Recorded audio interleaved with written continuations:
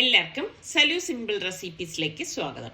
ഇന്ന് കുട്ടികൾക്കും വലിയവർക്കും ഒക്കെ ഇഷ്ടപ്പെടുന്ന ഒരു അടിപൊളി തക്കാളി ചോറ് എങ്ങനെയാണ് തയ്യാറാക്കുന്നതെന്ന് നോക്കാം. അപ്പോൾ അതിന് വേണ്ടിയിട്ട് ഞാനിവിടെ 1 കപ്പ് സെല്ല ബസ്മതി റൈസാണ് എടുത്തിരിക്കുന്നത്. അത് ഞാനൊരു ബൗളിലേക്ക് ഇട്ടിട്ട് നന്നായിട്ടൊന്ന് കഴുകിയിട്ട് ഒരു 10 മിനിറ്റ് കുതിരാനായിട്ട് മാറ്റി വെക്കാൻ പോവുകയാണ്. അപ്പോൾ ഈ സമയം കൊണ്ട് ഞാൻ ഒരു 3 തക്കാളി എടുത്തിട്ടുണ്ട്. അപ്പോൾ അത്യാവശ്യം വലിപ്പമുള്ള ചുവന്ന തക്കാളിയാണ് ഞാൻ എടുത്തിരിക്കുന്നത്. അതിൻ്റെ മുൾഭാഗം ഒന്ന് കട്ട് ചെയ്ത ശേഷം തിളച്ച വെള്ളത്തിലേക്ക് ഇതുപോലെ ഇട്ട് കൊടുത്തിട്ട് നമുക്കൊരു 3-4 മിനിറ്റ് ഇതൊന്ന് ചൂടാക്കിയെടുക്കണം. അപ്പോൾ ആ തക്കാളിയുടെ ആ തോലൊക്കെ വിട്ട് വരുന്ന സമയത്ത് നമുക്ക് ഇത് വെള്ളത്തിൽ നിന്ന് മാറ്റാം. ഒന്ന് തണുത്ത ശേഷം നമുക്ക് ഈ തോല് ഇതുപോലെ ഒന്ന് ഊരിയെടുക്കണം. അപ്പോൾ ഇനിയിപ്പോൾ നമുക്ക് അതിൻ്റെ മാംസം ഒരു മിക്സിയുടെ ജാറിലേക്ക് ഇട്ടിട്ട് ഒന്ന് അടിച്ചെടുക്കുകയാണ് ചെയ്യണത്. അപ്പോൾ തോലോടുകൂടി എടുക്കുകയേ ചെയ്യരുത് കേട്ടോ.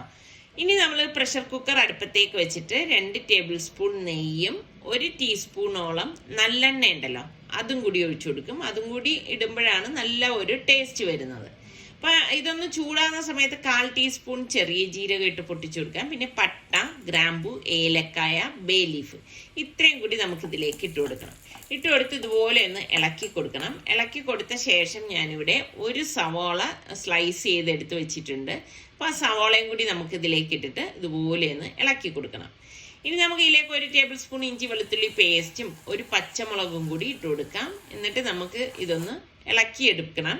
ഇളക്കിയെടുത്ത ശേഷം നമുക്കിനി ഇതിലേക്ക് കുറച്ച് പൊടികൾ ചേർത്ത് കൊടുക്കാം. 1 ടീസ്പൂൺ മുളക് പൊടി, 1 ടീസ്പൂൺ മഞ്ഞൾപ്പൊടി, 1 ടീസ്പൂൺ മല്ലിപ്പൊടി, 1/2 ടീസ്പൂൺ കായപ്പൊടി ഇത്രയും കൂടി ചേർത്തിട്ട് ഇതുപോലെ ഒന്ന് ഇളക്കി കൊടുക്കണം. പൊടികൾ കരിഞ്ഞു പോകാതിരിക്കാൻ പ്രത്യേകം ശ്രദ്ധിച്ചേക്കണം. ഇതിന് ശേഷം നമ്മൾ ഈ അടിച്ചു വെച്ചിരിക്കുന്ന തക്കാളി ഉണ്ടല്ലോ അത് ഇതുപോലെ ഒഴിച്ചു കൊടുക്കാം. ഒഴിച്ചു കൊടുത്തിട്ട് നമുക്ക് എല്ലാം ചേർത്തിട്ട് ഇതുപോലെ ഒന്ന് ഇളക്കി കൊടുക്കണം.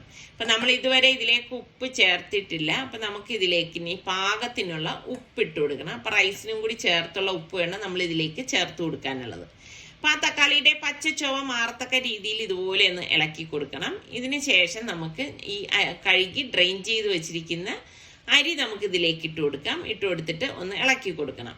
ഇനി നമുക്ക് 1 കപ്പ് അരിക്ക് 1.5 കപ്പ് തിളച്ച വെള്ളമാണ് ഞാൻ എടുത്തിരിക്കുന്നത്. തിളച്ച വെള്ളം തന്നെ നമ്മൾ ഇതിലേക്ക് ഒഴിച്ചു കൊടുക്കണം കേട്ടോ. എന്നിട്ട് ഇതുപോലെ ഒന്ന് ഇളക്കി കൊടുക്കണം. ശരിക്കും പറഞ്ഞാൽ ഉണ്ടാക്കിയെടുക്കാൻ എളുപ്പമുള്ള ഒരു റൈസ് തന്നെയാണ്. കുട്ടികൾക്കൊക്കെ ഒരുപാട് ഇഷ്ടമാവും കേട്ടോ. എന്നിട്ട് പ്രഷർ കുക്കർ മൂടി ഫ്ലെയിം ഒന്ന് കുറച്ച് വെച്ചിട്ട് വെയിറ്റ് ഇട്ടിട്ട് നമുക്ക് 1 വിസിൽ വരുന്നത് വരെ ഇതൊന്ന് വേവിച്ചെടുക്കണം. 1 വിസിൽ കേട്ട് കഴിഞ്ഞാൽ സ്റ്റീമൊക്കെ പോയ ശേഷം നമുക്ക് കുക്കർ തുറക്കുമ്പം നമ്മളുടെ തക്കാളി ചോറ് റെഡി ആയിട്ടുണ്ടാവും. അപ്പം നമ്മൾ ആദ്യം ഒരു ഫോർക്ക് കൊണ്ട് ഇതുപോലെ ഒന്ന് ഇളക്കിയെടുക്കാവൂ. സ്പൂൺ കൊണ്ട് ആദ്യമേ ഇളക്കി കഴിഞ്ഞാൽ ഇത് വെന്തുടഞ്ഞു പോവും. ഇതൊന്ന് തണുത്ത ശേഷമാണ് കറക്റ്റായിട്ട് ആ റൈസ് ഇതിൽ നിന്ന് നമുക്ക് ഒറ്റയായിട്ട് വിട്ട് കിട്ടുന്നത് കേട്ടോ. അപ്പം ഇങ്ങനെ ഇരിക്കുന്നത് കണ്ട് ആരും പെട്ടെന്ന് പരിഭ്രമിച്ചൊന്നും പോകേണ്ട കാര്യമില്ല. എന്നിട്ട് ഒരു പാൻ അടുപ്പത്തേക്ക് വെച്ച് കുറച്ച് നെയ്യ് ഒഴിച്ചിട്ട് നമുക്ക് കുറച്ച് അണ്ടിപ്പരിപ്പൊന്ന് വറുത്തെടുക്കണം. അപ്പം ഇതിലേക്ക് നമ്മൾ കിസ്മിസ് ചേർക്കത്തില്ല. അണ്ടിപ്പരിപ്പ് മാത്രമേ ഗാർണിഷിന് വേണ്ടി ഉപയോഗിക്കുന്നുള്ളൂ. അപ്പോൾ ഞാനൊരു പ്ലേറ്റിലേക്ക് മാറ്റിയിട്ട് അതിന് മീതെ കുറച്ച് മല്ലിയിലയും അണ്ടിപ്പരിപ്പും വെച്ച് ഒന്ന് ഗാർണിഷ് ചെയ്ത് ചൂടോടുകൂടി കഴിക്കുകയാണെങ്കിൽ അടിപൊളി ടേസ്റ്റാണ്. അപ്പോൾ ട്രൈ ചെയ്യാത്തവരൊക്കെ ഒന്ന് ട്രൈ ചെയ്ത് നോക്കിയ ശേഷം ഫീഡ്ബാക്ക് തരണേ. അപ്പം സബ്സ്ക്രൈബ് ചെയ്യാത്ത ആരെങ്കിലും ഉണ്ടെങ്കിൽ നമ്മളുടെ ചാനൽ ഇഷ്ടപ്പെട്ടാൽ ഒന്ന് സബ്സ്ക്രൈബ് ചെയ്ത് ആ ബെല്ലൈക്കൺ കൂടി പ്രസ് ചെയ്യണേ. എങ്കിൽ മാത്രമേ നിങ്ങൾക്ക് നോട്ടിഫിക്കേഷൻ കിട്ടുകയുള്ളൂ. അടുത്ത സിമ്പിൾ റെസിപ്പിയുമായി വരുന്നത് വരെ എല്ലാവർക്കും ബൈ.